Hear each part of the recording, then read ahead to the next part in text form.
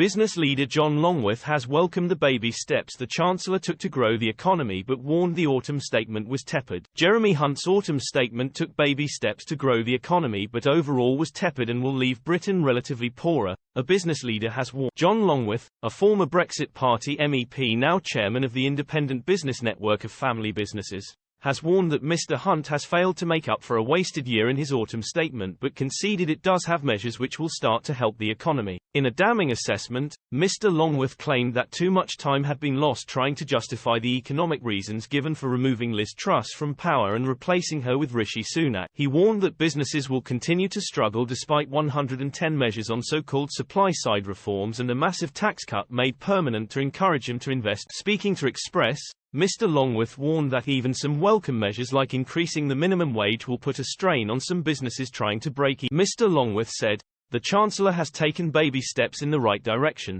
but let's not get too excited. Having wasted a year to justify the politics of power, at last, the Chancellor has come clean that tax cuts promote business and growth and has acknowledged the importance of growth to prosperity and public spending. Poor forecasting by the BO and the OBR failed to recognize the underlying strength of the economy and the inevitable fall in inflation, which has little to do with the Chancellor and PM."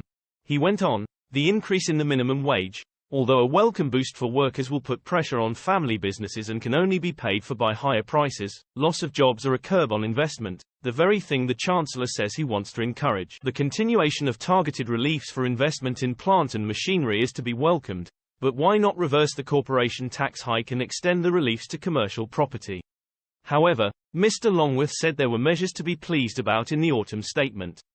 He said, "Investment in apprenticeships in manufacturing and tech is a positive step provided the monies don't disappear into the bottomless pit of Quango land and the education system."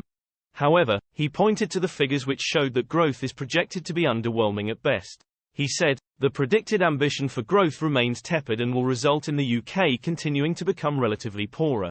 A radical boost through business tax cuts, real deregulation, access to investment finance and support for exports is what is needed."